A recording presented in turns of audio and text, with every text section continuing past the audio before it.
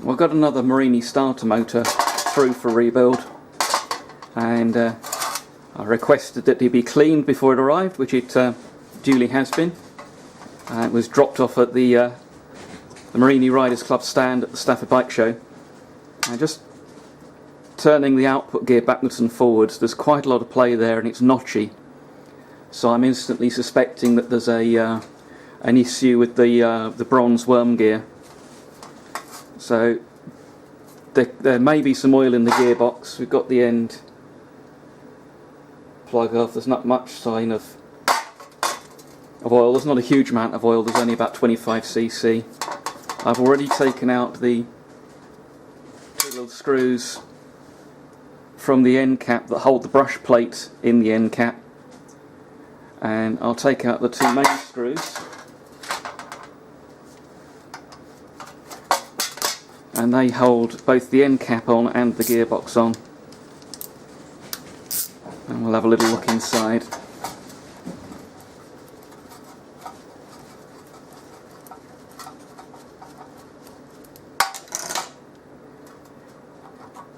And apparently this motor stopped working, and I was asked to do an inspection of it, and quoted a price for bearings and seals, and then if it needs brushes or the bronze gear, there's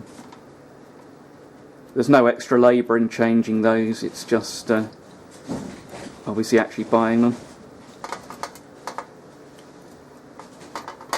Okay, that one's snagging up in the space. Insulation in the motor, but get that out. Gearbox has already come loose.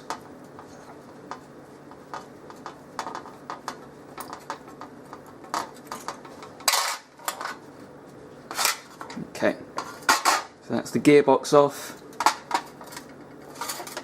and we'll just tap this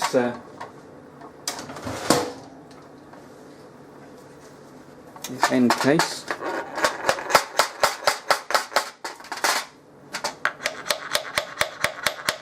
There we go. And that's not looking as bad inside as I've seen them. It's quite dry. Often they're full of oil from the gearbox. So I can now take the armature out, and the brushes look fine. You can see they've got a good length on them. They're free in the boxes. That one's possibly a little short, but that's not looking too bad. That just needs a clean up. Commutator's a little bit worn, but generally pretty smooth. So our problems are all likely to reside in the gearbox.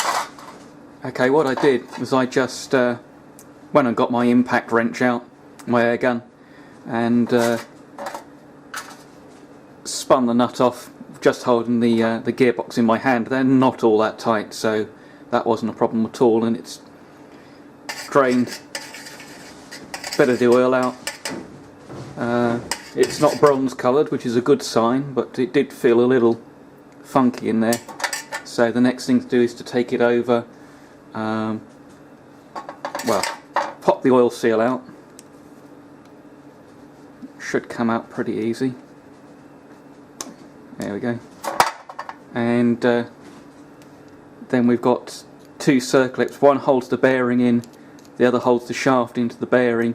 So the one I need to remove now is the one for the bearing, and then the shaft can be pressed through, and we need to take out this one and knock the worm shaft through with the bearing, and then this can come out. So let's get the circlip tools.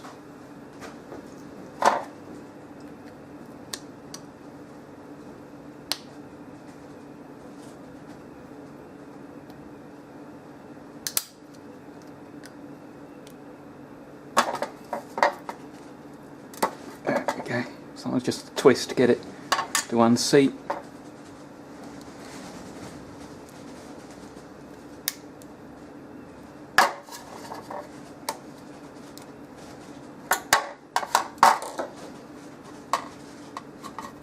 And then we may just be able to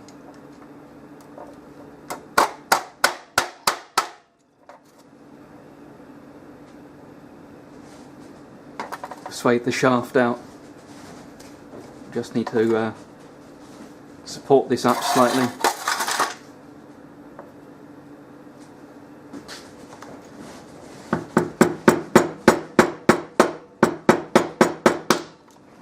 Right, that's down as far as the table will allow us just for the moment, so I need to stand that up. Let's see if that's going to be a useful size. There we go, perfect.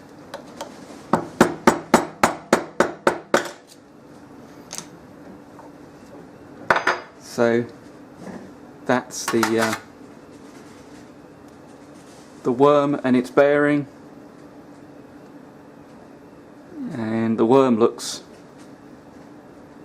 okay. I don't see any particular problems with that, and we can now have a quick peer down inside the gearbox, and there's nothing really hideous about that worm wheel, but it is in fact worn out. The edges are worn to a knife edge, so have a proper look when we get it out, but that's going to need to be replaced, I think. So now it's over to the press. Be the easiest way to do it, to press the shaft out. Well, in fact, because of the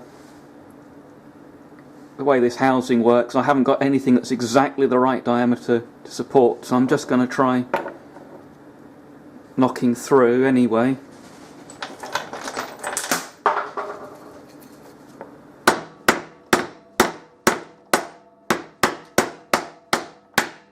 That's things moving, so we've got it to that point, and with any luck now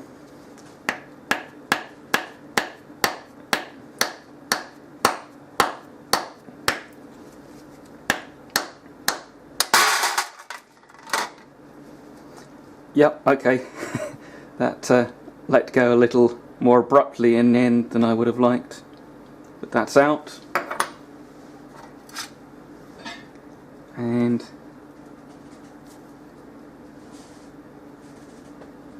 yeah, that's pretty heavily worn. That needs to be replaced. So that all needs to come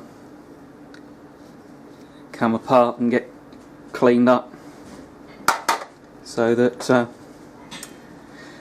now in this housing we have two more bearings. There's one down the end that's effectively blind, but I'll just set that up with a hot air gun to warm the housing, and then I can just tap the housing on the bench and that'll drop out. And the other one is the needle roller bearing on the output shaft, and that'll press out easily. I got a little tool made up from last time for doing that, and then it'll be just a question of cleaning everything in preparation for reassembling with new gears, seals and bearings. So I've got the starter motor completely apart, mostly cleaned. I've put the new bronze gear on the output shaft, and having delved into this thing a little bit further and also talked to Stuart up at North Leicester Motorcycles, I think this was a factory upgrade on the sealing arrangement. The quality of the little bit of machining is very good. It's all quite well thought out. I think it's probably a worthwhile upgrade, so I'll order in the bits to put it back together if I can get the seals, otherwise it'll have to go back to the earlier spec. But let's just have a look at some of the little bits and pieces. Let's start with going through the bits that are still the same. It's the output seal for the the back seal that goes in here. That's the tail end of the shaft. This side's the drive end. So bearing and seal standard. There's a shim. Output shaft. And so that bearing goes this side. There's another shim that goes up against the gear. Then there's the output bearing, and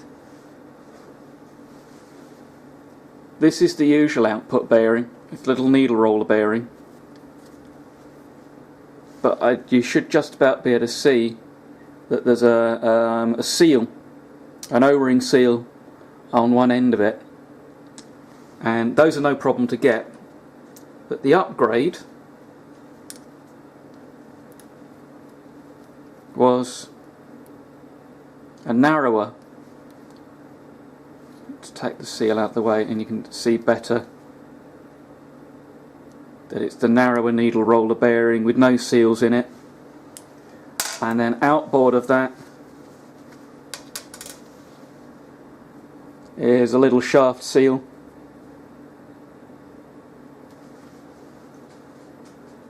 So that presumably was considered to be better than the O-ring seal in the early needle roller bearing. And likewise on the gearbox input side, which is the side which will leak oil into the motor if it doesn't seal, that's the usual input bearing, and that seals onto the worm drive. As you can see, it's just a light push fit, so it's not exactly an oil tight design. The seals on the bearing are probably reasonably effective, but not necessarily the inner bore. I've usually put a smear of Hylamar on the shaft to seal it. One of the few places I use the stuff. Let's have that bearing back a second. So here's the input bearing I found, and that was again paired up with a conventional kind of seal, metal jacketed in this case, which leads me to be a little bit suspicious of its ability to seal into the housing. But you know, a touch of Hylamar, and we are talking about a smear. Don't want gobs of it in there like people tend to do. I'll see how easy it is to get these seals, whether they're easy sizes. And I thought I had a set of bearings and seals when I went to the box. I usually order extra when I do one of these. But yes, the boxes were in there, but they were empty. I'd clearly kept them for the reference numbers, but hadn't actually got around to reordering. It's not too much of an issue. I use Simply Bearings online, and they're very fast. So that's about as much as I can do right now.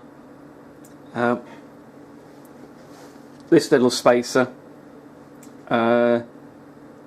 seals the OD seals into this bearing, and then there's an O-ring to seal this part onto the shaft, and that actually looks as if it works okay. There's not a lot of distance there. I might do a little drawing of this spacer, and we'll see if it might make a sensible upgrade to any future starter motor builds. I should just mention that the bearing on this end of the worm drive is buried down in that blind hole, and I just set the gearbox housing on the bench with a hot air gun on it for a minute or so, and then just tap the housing on the bench and the bearing drops straight out, so they're easy. And you can see I've had the bearing off the back of the motor with the puller plate. It's got a slight lip in the back there that just slides between the bearing. And so what I can get on with today is I'll wash the armature in electrical cleaner. And then I had a look at the brush lengths, and they're serviceable, but they are worn. They're probably about halfway through their service life, so it's going to be false economy not to put new brushes in whilst it's all apart. They're not terribly expensive. So that should be about it for now, and I'll go and start washing the armature, which will then need, it just needs a light skim on there, and the little bit of wear. We'll give that a skim and a polish.